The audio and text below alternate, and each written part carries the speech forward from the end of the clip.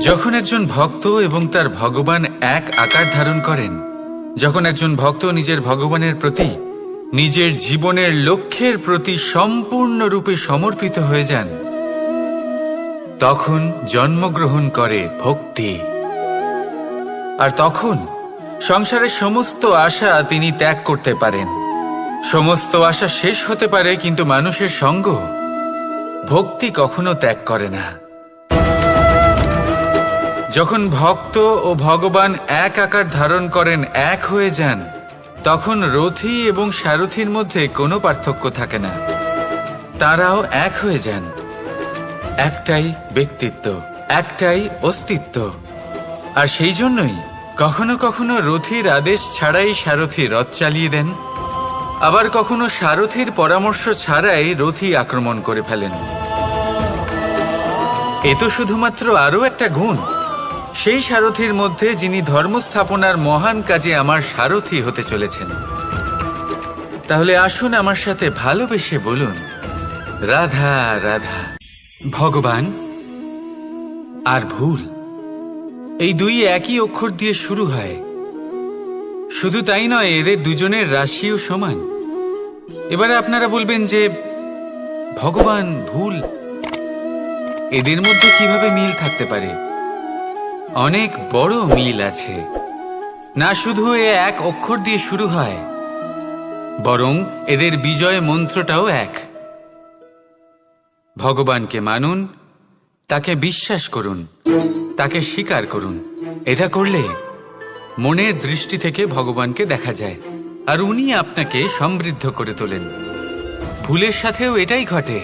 নিজের ভুল স্বয়ং মেনে নিলে, স্বীকার করে নিলে, সব কিছুই স্পষ্টভাবে দেখতে পাবেন। যেদিন থেকে আপনি নিজের ভুল মেনে নিতে শিখবেন, সেদিন থেকে সেই ভুল শোধরানোর প্রক্রিয়াও শুরু হয়ে যাবে। আপনি বুঝে যাবেন নিজের ভুল কিভাবে শোধরাতে হয়। তাই মনে রাখবেন, নিজেকে শ্রেষ্ঠ করে তোলার জন্য নিজের ভুল স্বীকার করা অত্যন্ত প্রয়োজনীয়। এই জীবনে শান্তি আনার জন্য ঈশ্বরকে মেনে নেওয়াও অত্যন্ত প্রয়োজনীয়। সবসময় নিজের গুণ এবং নিজের দোষ মনে রাখবেন। আজীবন সুখী থাকবেন। রাধা রাধা। সাফল্য কে না চান? সাফল্য লাভ করার, শিখরে পৌঁছানোর আলাদাই একটা আনন্দ রয়েছে। আর আপনজনদেরও কে না চান? প্রত্যেক মানুষ চান যেন জীবনে তার কোনো আপনজন থাকে, যারা সবসময় তাদের সাথে থাকবে। কারণ আপনজনের সাথেই তো সাফল্যের আনন্দ সব থেকে বেশি পাওয়া যায়। কিন্তু আসলে কি হয়, অনেক সময় সাফল্যের খোঁজে সেই পথে চলতে চলতে আমরা আপনদের থেকে দূরে চলে যাই। না চাইতেও দূরে চলে যেতে হয়। ওনাদের সাথে সময় কাটাতে পারি না। আর আমরা ভুলে যাই যে সাফল্যের আসল আনন্দ আপনজনদের সাথেই পাওয়া যায়। সফল হওয়ার পরে আপনদের সাথে দেখা হলে তাদের চোখে আমাদের জন্য যে আবেগ থাকে, যে সম্মান, যে প্রেম থাকে, সেটাই হলো আসল পুরস্কার। আমরা সেই কথা ভুলে যাই এবং একা হয়ে পড়ি। বেশিরভাগ সময় এটাই হয়। বেশিরভাগ সময় সফল মানুষগুলি একা হয়ে যান। এবার আপনি কি চান? আপনি অসফল হয়ে দিনগুলি একাকিত্বে কাটাতে চান, নাকি সফল হয়ে আপনজনদের সাথে আনন্দে থাকতে চান? সেই সিদ্ধান্ত আপনার। সাফল্যের পেছনে ছুটুন, নিজেকে উজাড় করে দিন, কিন্তু আপনজনদের সঙ্গ ত্যাগ করবেন না। সেই আপনজন যারা আপনার সাফল্যের জন্য দায়ী, সেই আপনজন যিনি আপনার সাফল্যে আনন্দ পান, সুখ লাভ করেন, তাদের কখনো ত্যাগ করবেন না। আসুন আমার সাথে ভালোবেসে বলুন, রাধা রাধা। কখনো ভেবে দেখেছেন মানুষকেই এই সংসারে সর্বশ্রেষ্ঠ প্রাণী কেন বলা হয়? অন্য কোনো প্রাণীকে কেন নয়? শুধু কি এই জন্যই আমরা চিন্তা করতে পারি, আমাদের কাছে তীক্ষ্ণ বুদ্ধি রয়েছে, কোনো কিছু আবিষ্কার করতে পারি, সেই কারণেই? তা তো অন্য কোনো প্রাণীর কাছেও থাকতে পারে। এমন কিছু পশুও রয়েছে যাদের কাছে তীক্ষ্ণ বুদ্ধি আছে। তাহলে মানুষ কেন? কারণ মানুষের কাছে এমন কিছু রয়েছে যা অন্য প্রাণীর কাছে নেই। মানবতা। মানবতা যা সর্বপ্রথম এগিয়ে যেতে চাইলেও যদি পথে কেউ ধাক্কা খেয়ে পড়ে যায় তাকে আগলে রাখতেও জানে। মনে রাখবেন, আপনার সব থেকে বড় পরিচয় আপনার নাম, আপনার সম্পত্তি বা আপনার ধর্মও নয়। আপনার সব থেকে বড় পরিচয় হল আপনার মানবতা। তাহলে সময় এলে পরে নিজের মানবতার পরিচয় দিন। অন্য মানুষকে সাহায্য করুন, অন্য প্রাণীকে সাহায্য করুন। একা একা পথ চলা হলো পশুদের প্রবৃত্তি। মানুষ হলেন তিনি যিনি অন্যের জন্য প্রাণও দিতে পারেন। মানুষ হলেন তিনি যিনি অন্য মানুষের প্রাণ বাঁচান। সেই মানবতাকে জাগিয়ে তুলুন আর এই জীবন বাঁচতে শুরু করুন। আর হ্যাঁ, আমার সাথে ভালোবেসে বলুন, রাধা রাধা। আত্মীয় স্বজন কারা হন? তারাই যারা সুখে দুঃখে পাশে থাকেন, তারা যারা বিপদের সময় আপনার পাশে এসে দাঁড়ান।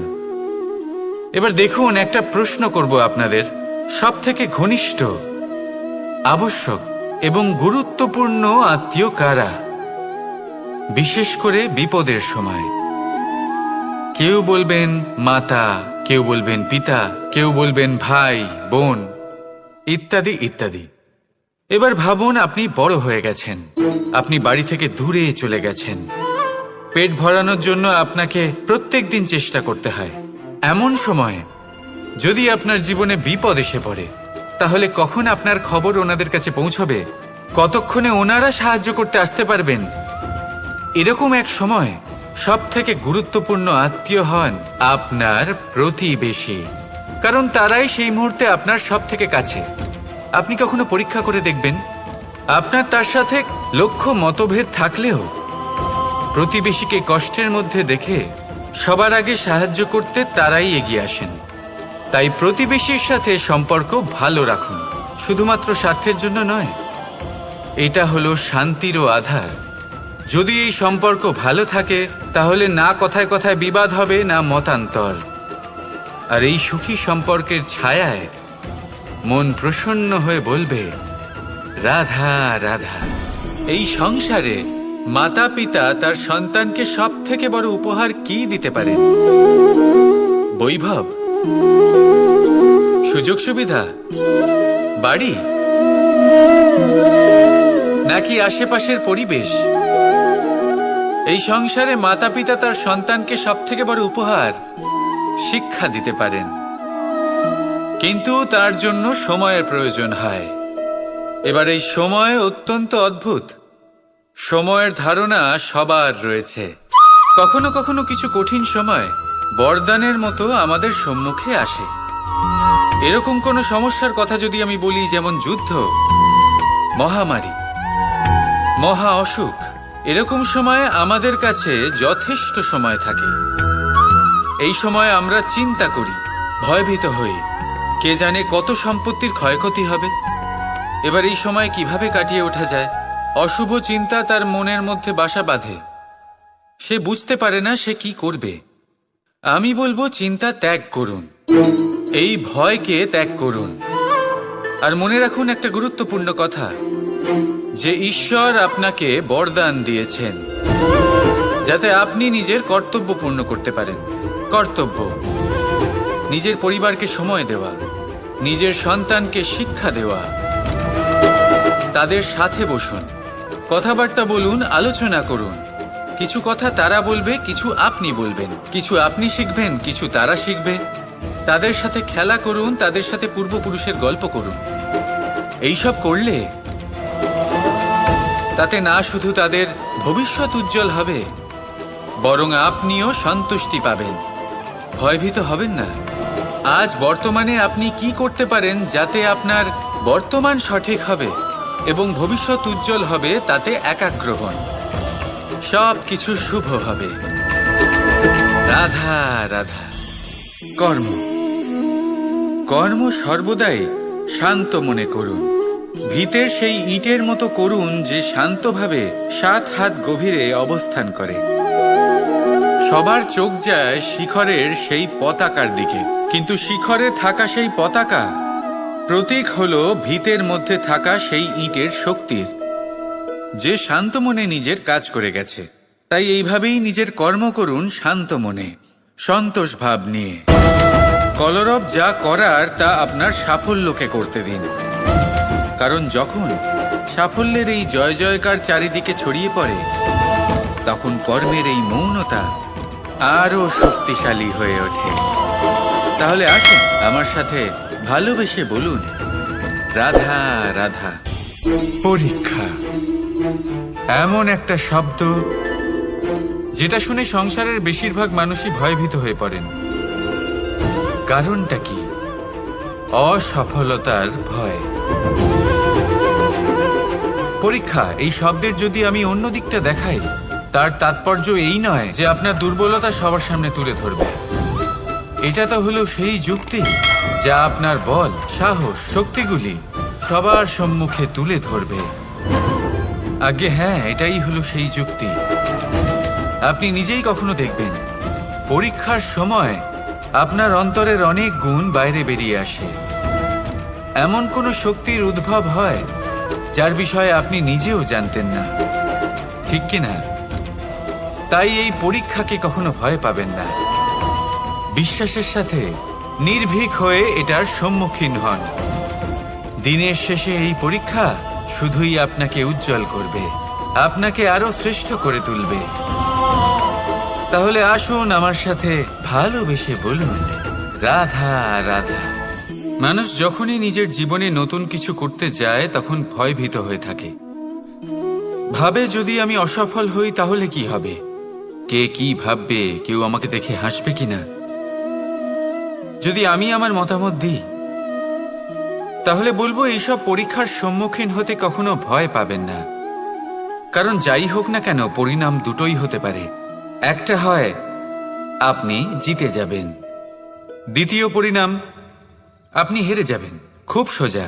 যদি জিততে পারেন আপনি সবাইকে নেতৃত্ব দিতে পারবেন, কিন্তু যদি আপনি হেরে যান তাহলে আপনার কাছে সেই অভিজ্ঞতা থাকবে যা দিয়ে আপনি আগামী প্রজন্মের পথপ্রদর্শক হবেন।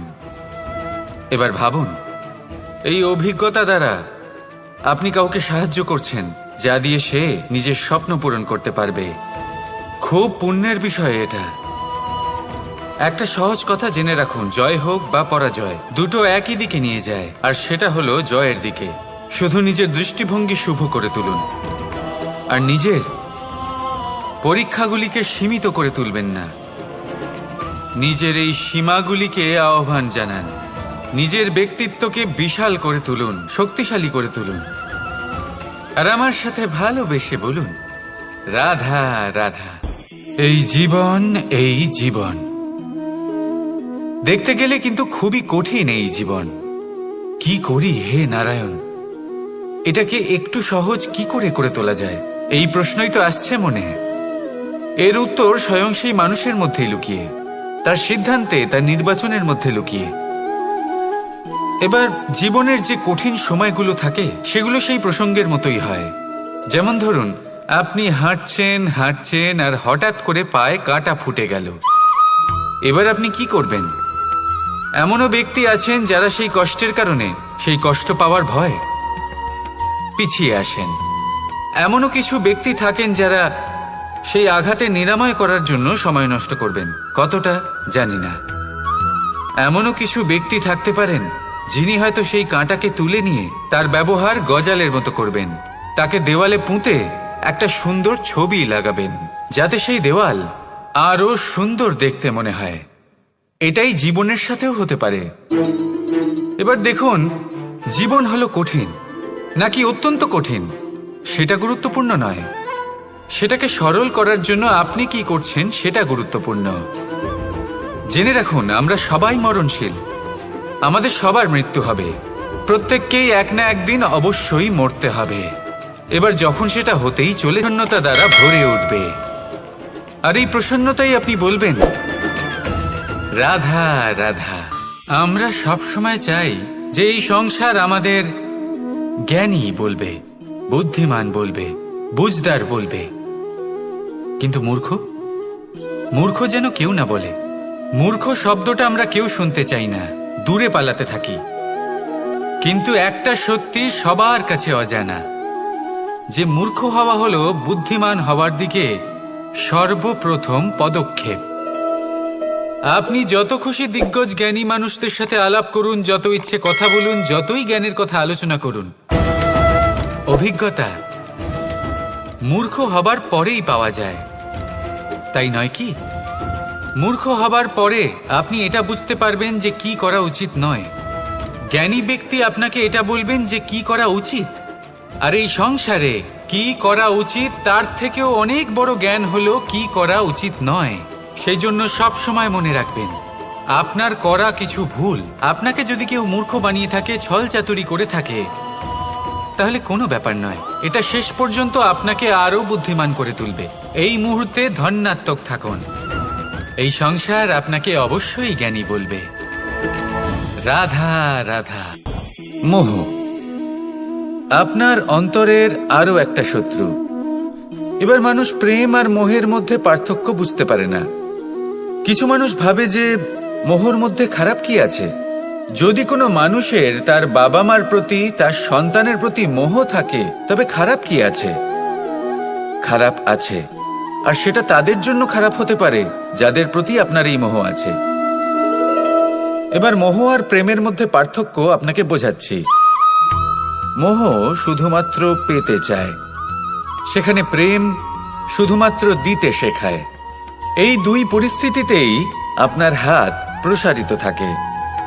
মোহের ক্ষেত্রে কোনো বস্তু বা কোনো ব্যক্তিকে লাভ করার জন্য, আর প্রেমে শুধুই প্রদান করার জন্য। মোহর বশে আপনার পায়ে বাঁধন পড়ে যেতে পারে। যদি মাতা পিতার তার সন্তানের প্রতি মোহ থাকে, তাহলে তারা তাদের সন্তানকে কখনো দুঃখে, চিন্তায়, যন্ত্রণায় দেখতেই পারবে না।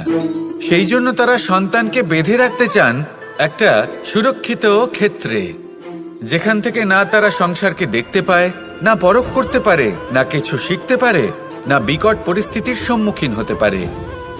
ঠিক যে কারণে তারা দুর্বল হয়ে পড়ে, অজ্ঞানী হয়ে ওঠে। তাদের বিকাশ সেখানেই স্তব্ধ হয়ে যায়, আর সেখানে প্রেম শুধুমাত্র বিকাশের পথে নিয়ে যায়। মা বাবা যদি সন্তানকে ভালোবাসেন, তাহলে তাকে ছেড়ে দেন যে যাও সংসারকে দেখো, পরখ করো আর শেখো। কিভাবে এর সাথে লড়াই করতে হবে সেটা নিজে শেখো। নিজের শক্তি নিজেই বাড়িয়ে তোলো, নিজের পথ চয়ন করো। সেই জন্য এই মোহর শিকল ভেঙে ফেলুন আর প্রেমকে আপন করে নিন।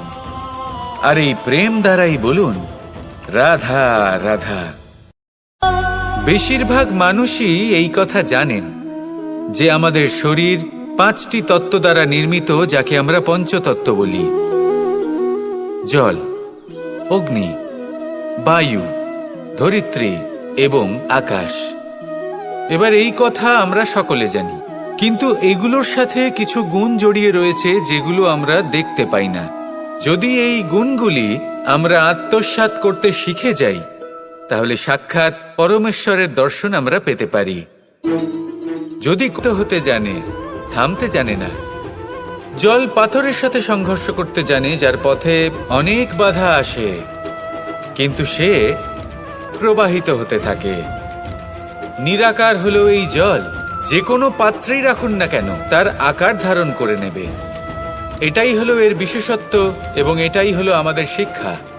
কিভাবে প্রবাহমান থাকতে হবে, কিভাবে আমাদের থামলে চলবে না, তাতে আমাদের পথের মধ্যে যতই যেরকমই সমস্যা আসুক না কেন, আমাদের এই জলের মতোই নিরাকার হয়ে যে কোনো পরিস্থিতিতেই প্রবাহমান থাকতে হবে। এই শিক্ষাই জলের থেকে লাভ করুন, আর আমার সাথে ভালোবেসে বলুন রাধা রাধা। জীবনে যদি আপনি বন্ধু লাভ করতে চান, তাহলে আপনাকে অনেকগুলো কাজ করতে হবে।